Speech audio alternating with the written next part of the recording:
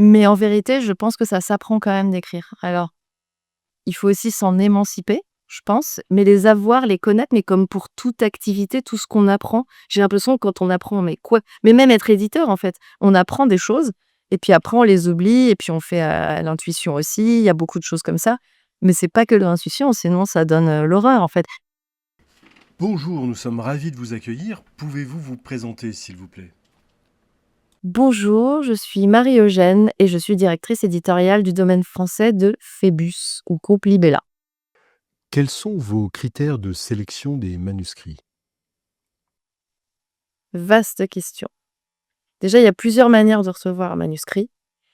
J'en reçois directement, j'en reçois, par, le biais d'une plateforme, des manuscrits, qu'on a mise en place, chez Phébus. J'en reçois par des agents, j'en reçois de, plein de manières, plein de façons. Les critères, c'est assez rapide. Parfois, il suffit de quelques lignes pour savoir qu'on tient entre les mains un très bon texte. Les critères, c'est évidemment l'écriture, parfois la présentation, la manière d'envoyer. Alors et pas que ça, je vous rassure, mais c'est très important de soigner l'envoi, et de pas trop en dire, je dirais. Moi, j'aime bien quand c'est très succinct, qu'il y a une ligne dans un mail et juste un très bon texte, ça suffit. Parfois, le titre peut déjà nous appeler à ouvrir un manuscrit, mais puisque là, on me pose la question du choix, il faut vraiment qu'il y ait la bonne alliance d'écriture, de singularité. C'est-à-dire, est-ce que je sens que c'est quelque chose que j'ai déjà lu ou pas? Et c'est vrai que si je sens que j'ai déjà lu, eh bien, mon attention va vite retomber. Et aussi le sens quand même de la narration. En tout cas, là, je parle pour Phébus, en tout cas pour le type de texte que je recherche. Une personnalité, je dirais, de manière, plus précise. Quels sont les problèmes que présentent les manuscrits que vous refusez? Bah, il y en a tellement. En fait, c'est plutôt la question, ce serait, quels sont et vous l'avez posé, en fait, les éléments vraiment qui font qu'un texte est très bon. Parce que sinon, bah, les problèmes, c'est le problème de l'écriture, je parle même pas de en tout cas, l'orthographe, évidemment que c'est très important, mais si le texte est excellent et qu'il y a des petites coquilles et tout, c'est jamais quelque chose de rédhibitoire. Je tiens à le dire, jamais, jamais, jamais. Parce qu'on peut avoir une copie très propre, mais totalement insipide. Ça arrive souvent malheureusement et quand c'est pas totalement des livres, bah, carrément absurdes, en fait, parfois on peut recevoir des textes, on se dit: «Bah, déjà, c'est pas envoyé à la bonne maison». Par exemple, nous, on précise vraiment bien, qu'on ne publie pas de poésie, qu'on ne publie pas de théâtre. Moi, je m'occupe du domaine français, donc pas de traduction ou de tentative de livres à traduire. Bah, déjà, quand on reçoit ça, on les regarde même pas. C'est-à-dire que ceux-là, on les met de côté.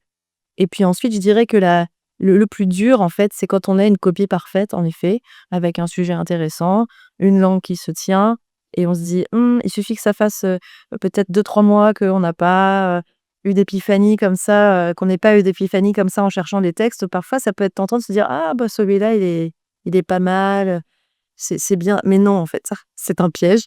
Il ne faut pas y aller et je dirais que c'est quelque chose peut-être parfois de trop propre, sans prise de risque, Heu, par exemple, souvent, des pactes de lecture donnés au début, des enjeux dramaturgiques qui sont jamais tenus par la suite.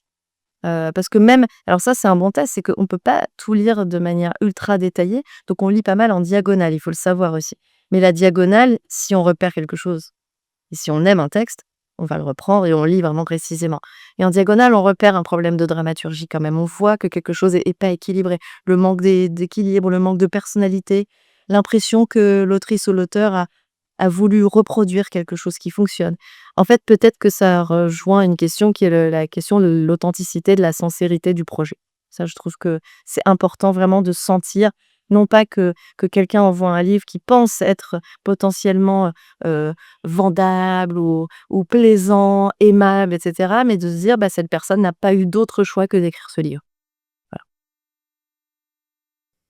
Faites-vous retravailler les manuscrits? Oui, tous les manuscrits. Alors, les manuscrits que je ne publie pas, mais que je trouve intéressants, mais que je décide de ne pas publier, parce que ça arrive aussi. On se dit, «Ce texte est hyper intéressant, il y a une langue, mais il est pas pour la maison» ou «Il est pas abouti, il a besoin de maturer encore quelque temps, il faut que la personne reparte avec et peut-être revienne» ou ne revienne pas si elle a trouvé un éditeur entre-temps, revienne dans 6 mois, 1 an, 2 ans. Heu Donc ça déjà, c'est très large, hein, je fais pas dans le détail, mais je vais donner 2-3 grandes idées. Je sais que c'est un piège aussi parfois pour les personnes qui écrivent parce et c'est à juste titre, enfin je les comprends, elles peuvent se dire: «Bah oui, mais si je retravaille selon ces 3 critères, admettons, mais qu'elle me publie pas, est-ce qu'un autre éditeur aurait eu ce même regard-là?» parce que c'est éminemment subjectif. Donc quand même, parfois j'essaie de donner des pistes quand j'ai, rencontré la personne et cetera ou par mail. Et les textes que je publie, très sincèrement, ouais, ils sont tous on les retravaille tous, selon certains degrés évidemment, des curseurs différents. Je dirais que dès lors qu'il y a un peu de genre, il y a quand même toujours beaucoup plus de travail, sur la forme justement, la structure, le rythme, les personnages, et peut-être un texte de littérature avec quelqu'un qui maîtrise un tout petit peu plus déjà la langue ou si c'est un auteur ou une autrice qui a déjà écrit 2 ou 3 livres. Là, je parle des écrivains en général, mais là, peut-être vous me posez la question des primo-romanciers. Bon, bah, ça dépend un peu du stade, auquel en est le lecteur enfin l'écrivain ou l'autrice. Mais oui, c'est quand même globalement retravaillé, toujours et avec, plein de séances en fait, plusieurs séances de travail, plusieurs étapes. En quoi consiste votre travail d'éditrice? C'est, choisir, voilà. Choisir, accompagner, soutenir.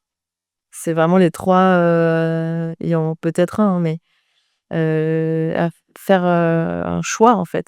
C'est vraiment ça. Mais faire un choix sur un texte et puis ensuite faire un choix sur un positionnement, faire un choix, sur le temps, c'est un travail qui est beaucoup lié, à la notion du temps. Heu, Accompagner, bah, éditorialement en travaillant, en aidant l'auteur à amener son texte, comme, bah, où il doit aller. En tout cas, c'est à la fois le texte, le matériau en lui-même, mais aussi dans le cadre d'une maison et d'un marché et cetera. Parce que c'est à la fois dans la création et un métier de commerçant aussi. Enfin, il y a vraiment les 2, hein. C'est parfois ce qui peut entrer un peu en comment dire? En conflit. Donc il y a ça et puis soutenir, défendre. Ça, c'est vraiment l'autre chose, l'autre point que j'avais pas du tout en tête, moi, quand j'ai commencé à faire des stages, c'est que je me disais beaucoup: «Alors je vais travailler les textes à la moindre virgule et je vais faire ça et déjà j'aurais fait beaucoup» et en fait non, ce n'est que le début. Ensuite, il faut vraiment, donner envie à une équipe avec laquelle on travaille, convaincre tout le monde que c'est ce texte-là et pas un autre et qu'il faut se battre pour ce texte et donc c'est un travail, collectif. Donc soutenir et collectivement, c'est une grosse, grosse partie du travail. Mais c'est passionnant. C'est vraiment passionnant. Comment voyez-vous l'hybridation des genres narratifs? Bah, en fait, il y a 2 choses. C'est que d'un point de vue c'est marrant qu'on parle de ça parce que quand on est éditeur, on est confronté à une réalité qui est la réalité du positionnement et du classement. Pourquoi? Parce que les libraires ont besoin de ça pour juste positionner les livres sur les tables. Donc moi, j'essaie toujours de resquiller un petit peu. Et au moment où j'écris mes argumentaires de vente, donc que je vais donner aux commerciaux et il y a toute une étape un peu mots-clés et catégorie clés là. Et à chaque fois, j'essaie d'en mettre 2-3. Et à chaque fois, on me dit: «Non, non, non, tu en mets 8». Et on peut dire ce livre a un soupçon, de polar, un soupçon de fantastique. Ah, il y a un dénouement un peu fantastique alors qu'on est dans une fable contemporaine au départ et cetera. Mais donc moi, j'aime bien qu'on hybride les genres, que ce soit dans les films, dans les romans. C'est marrant, j'ai cette discussion sur un roman que je vais sortir à la rentrée. Je le comparais à le travail de cette romancière au travail des réalisatrices Julia Ducournau ou, l'autrice la réalisatrice du film de Substance là, qui a eu beaucoup de succès, en France, mais même aux États-Unis et dans le monde entier. C'est-à-dire, c'est des, bah, Grave de Julia Ducournau ou Titane et cetera. Ça hybride les genres, c'est totalement ça et pour toutes celles et ceux qui disent depuis toujours et j'en ai fait partie: «Ah moi, dès que c'est du genre, j'aime pas trop. Ah non, mais la SF, ah la fantaisie, non. Ah le» bah, là, c'est magnifiquement, tout ça, mis en symbiose. Donc moi, j'aime bien travailler là-dessus justement. J'ai travaillé longtemps dans des maisons de polar, mais aussi en littérature générale chez Stock et donc c'est vraiment un travail qui m'intéresse en tant qu'éditrice. Mais la réalité des classements et des librairies et même de la presse parfois, enfin en tout cas des prescripteurs, c'est qu'il faut quand même positionner son livre et dire: «C'est plutôt un thriller, c'est plutôt une saga familiale, c'est plutôt, un roman fantastique», enfin voilà. On est obligé d'en passer par là et puis ça peut donner des chances supplémentaires à certains livres de vraiment bien les positionner aussi, comme ça. Et puis, on voit que le polar a été on le dit tout le temps, mais un sous-genre pendant des décennies, mais un sous-genre qui, en fait, permettait de parler du monde. Et puis finalement, aujourd'hui, c'est le genre qui plaît le plus, je parle de vente, hein, mais aux lectrices et aux lecteurs. Du côté de la littérature qu'on dit blanche, il y a énormément de textes qu'on pourrait considérer aujourd'hui comme des romans noirs, à commencer, mais en fait, je dis ça, mais je parle que de contemporain, mais ça commence bien avant, je sais pas, Alexandre Dumas, c'est quasi, c'est du feuilleton, mais c'est quasi du genre, enfin, il y a et c'est un roman, en fait. Mais voilà, il faut quand même toujours un peu catégoriser, c'est comme pour tout. De quel type d'histoire pensez-vous que nous ayons besoin dans le zeitgeist, c'est-à-dire le contexte actuel? OK. Oh, c'est dur ça, c'est hyper dur. Hein, je en fait, ça m'ennuie même de répondre parce que j'ai l'impression que je pourrais pas prophétiser un truc comme ça. Non, non, non, non, non, non, non, non, heu, en tout cas, on parle d'hybridation des genres, moi, je trouve ça toujours intéressant quand on décide un peu de décloisonner et de faire, et de réintégrer un genre dans un autre et de surprendre en tout cas, d'être un peu singulier et de pas être attendu et voilà, donc j'ai envie de continuer à faire ça, savoir ce qui va marcher. On voit, hein, il y a des tendances éditoriales, mais ça va, ça vient, là, il y a un livre qu'on voit, quand on entre dans un métro, je pense que 3 personnes sur 5 l'ont entre les mains, c'est La femme de ménage. Je ne l'ai pas lu, je confesse, et je pense que c'est intéressant de comprendre aussi, d'essayer, hein, parce que je pense qu'on peut essayer, mais on comprend pas toujours pourquoi un livre fonctionne, pourquoi une thématique, une manière de fonctionne à un moment donné, parce qu'on n'invente plus rien. En vérité, si on c'est un peu une manière de tout relativiser, mais on a tout écrit, tout a existé et ça commence avec la Bible, donc je sais pas, ce qui de la Bible émanera dans les 10 prochaines années pour être le genre dominant, mais mais en tout cas, moi, je pense qu'aussi les grands courants de société qui nous traversent et notamment là, on l'a vu ces 10 dernières années, des polars, notamment féministes, ont pu là, on a Quai du Polar, donc ont pu exister, et être, enfin, lus, envisagés, des livres dans lesquels, des hommes meurent au début et pas des femmes. Incroyable quand même. Enfin, je veux dire, là, c'est ça y est, c'est même carrément maintenant, c'est de l'ordre du roman populaire. Mais ça a pris du temps, c'est un genre qui ne se positionnait pas totalement sur cette question quand même, je trouve. Et maintenant, c'est à tel point populaire que même des auteurs, n'étaient peut-être pas trop portés sur cette question, mais comme, le monde entier, s'intéressent et mettent en scène des personnages qui, font face à des situations d'extrême, violence systémique, patriarcale, des féminicides et cetera. Donc voilà, il y a des courants comme ça. Je sais pas quel, sera le prochain cours. Dés Que pensez-vous des formations de creative writing anglo-saxonnes? Je suis très partagée parce que, moi je trouve ça intéressant qu'on développe. Je suis pas du tout, dans un positionnement contre, les méthodes, les ateliers, les écoles qui c'est assez critiqué quand même le truc anglo-saxon de beaucoup, travailler selon des codes et cetera, des recettes, mais en vérité, je pense que ça s'apprend quand même d'écrire. Alors, il faut aussi s'en émanciper, je pense, mais les avoir, les connaître, mais comme pour toute activité, tout ce qu'on apprend, j'ai l'impression que quand on apprend, mais quoi? Mais même être éditeur, en fait, on apprend des choses et puis après on les oublie et puis on fait à l'intuition aussi, il y a beaucoup de choses comme ça, mais c'est pas que de l'intuition, sinon ça donne, l'horreur, en fait. Ça peut marcher sur un livre, peut-être, d'être dans une espèce de, flamboyance de l'idée qui arrive comme ça, qui tombe du ciel, enfin, non mais ça, j'y crois pas une seconde. Encore une fois, il y a peut-être le coup de chance qui peut créer ça, la grâce du premier, mais c'est que du travail, connaître, des structures, connaître et puis surtout, alors en dehors même de tout ça, je pense que c'est d'abord lire énormément depuis toujours. Enfin, je pense que parfois on se rend plus compte et on oublie que c'est vraiment par là que vient le meilleur rapport à l'écriture qui soit, c'est d'avoir été un grand lecteur, une grande lectrice soi-même. Quel serait votre conseil à des auteurs qui souhaitent envoyer un manuscrit? de la faire très court dans le mail. Non, mais vraiment, ça, c'est quand c'est trop long, j'ai mais ça dépend des personnes, mais une ligne suffit, un très bon texte, bien relu et bien choisi par rapport au catalogue de la maison. Essentiel. C'est-à-dire que même si je me laisse toujours la possibilité d'être surprise et de me dire: «Bah, j'ai jamais fait ça, mais allez, pourquoi pas, il y a une langue, il y a une voix» et cetera.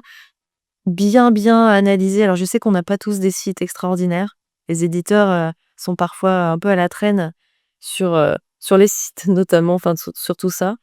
Mais ça va vite de regarder ce que fait une maison sur les 2 dernières années, et de comprendre et de pas envoyer une pièce de théâtre, quand la maison publie plutôt, des romans noirs, par exemple.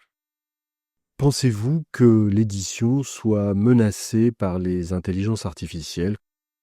En fait, à titre personnel, puisque je vais répondre de mon point de vue, j'ai que ça, je n'y suis pas confrontée encore, je m'y suis pas assez intéressée. Enfin, je lis des choses, on a en plus des personnes qui viennent nous parler de tout ça et cetera. Autour de moi, j'ai un entourage qui utilise ça, par certains biais, pour certains projets précisément et à chaque fois je me dis: «Je vais le faire, je vais tenter sur tel et tel aspect», je vous passe les détails et en fait, je l'ai pas encore fait. Ce que je pense en tout cas de manière générale, c'est que bien utilisé et avec beaucoup de méthodes toujours et une pédagogie et puisque c'est l'intelligence humaine qui crée tout ça, peut-être qu'on peut réussir à cohabiter de manière intelligente sans se phagocyter.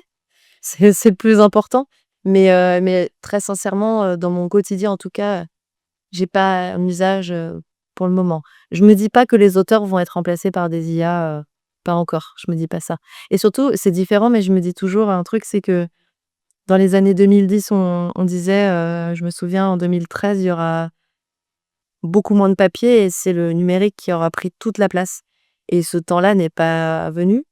Les 2 existent, coexistent. C'est pas du tout la même chose, hein, je compare ce qui est pas comparable, mais c'est pour dire que je me fais pas, une angoisse ou je me sens pas, agressée, dans ma chair pour le moment et je crois toujours qu'il y a un truc qui dépasse tout ça. De toute façon, c'est l'humain qui nourrit tout ça donc mais aussi qu'il y a un truc de c'est tellement, Heu justement, chaque livre est un prototype, il y a tout à chaque fois inventé, on comprend pas tout, on sait pas toujours pourquoi un livre fonctionne auprès de nous et fonctionne auprès d'un public.